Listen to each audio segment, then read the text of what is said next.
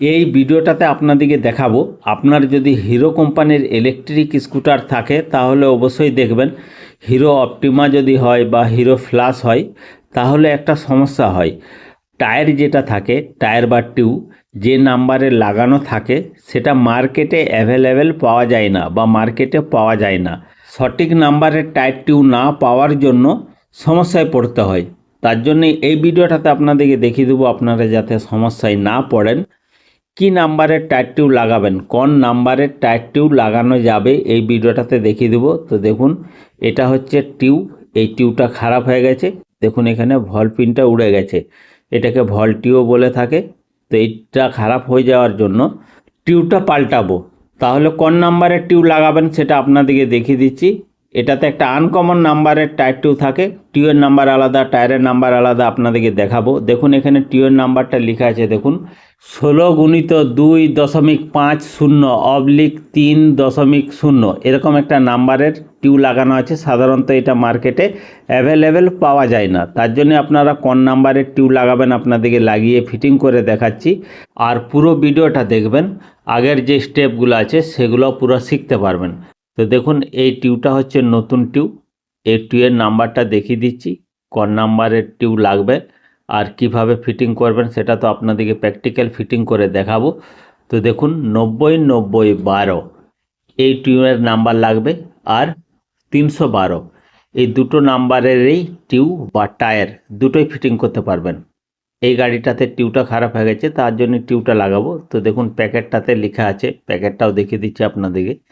90-90-12 লেখা আছে আর 312 লেখা আছে। সাইজ এটা, এই সাইজের টিউব আপনারা লাগাতে পারবেন।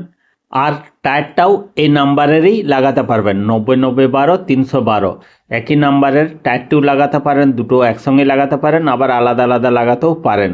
এরপর আরেকটা জিনিস আপনাদেরকে দেখাই। পুরনো টিউবের যেটা ভল পিন বা ভল টিউব, এটা একটু সরু, আর নতুন টিউবের যেটা সেটা একটু মোটা।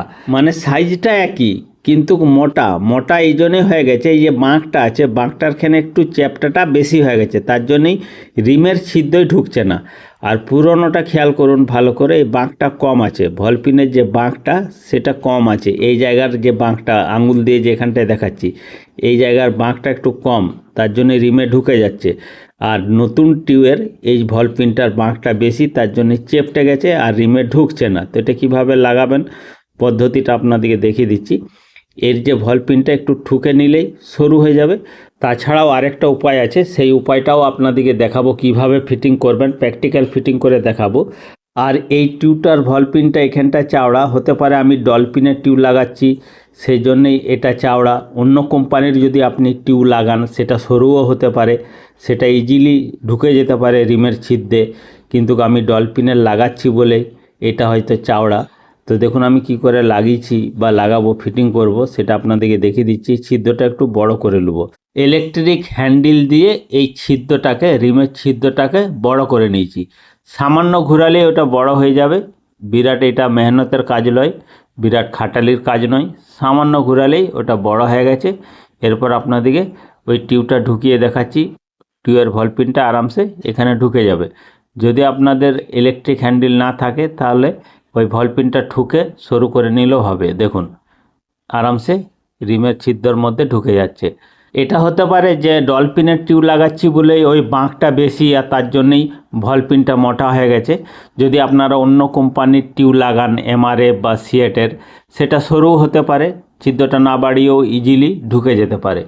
এরপর রিমটাতে টিউবটা ফিটিং করে নেব, কিভাবে করব সেটা আপনাদেরকে দেখিয়ে দিচ্ছি।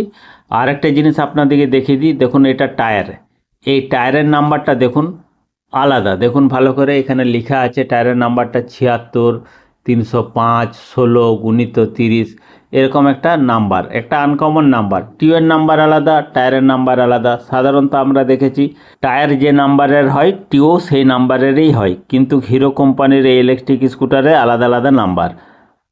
তো দেখুন টিউবটা রিমের মধ্যে বসিয়ে নিয়েছি, টায়ারের মধ্যে ফিটিং করে নেব। আর এই নাম্বারের টিউব লাগালে কোনো অসুবিধা হবে না।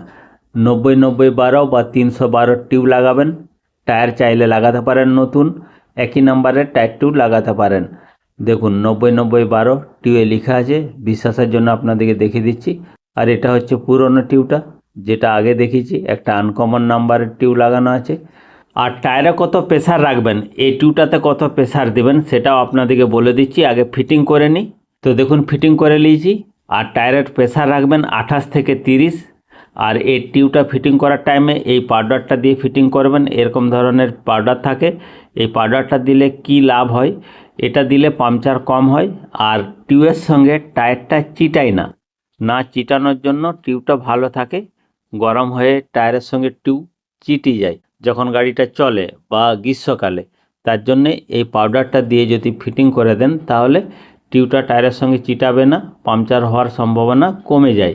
আর এই পাউডারটা হচ্ছে বরিফ পাউডার। আপনারা টায়ারের ভিতরের পাউডার বললেও মার্কেটে পাওয়া যায়। আর আজকের ভিডিওটাতে আপনাদেরকে টায়ার সম্বন্ধে একটা ধারণা দিলাম। এরকম ধরনের নতুন নতুন যে কোনো ইলেকট্রিক স্কুটারের যে কোনো সমস্যার সমাধানের ভিডিও যদি দেখতে চান তাহলে অবশ্যই চ্যানেলটা সাবস্ক্রাইব করে রাখবেন।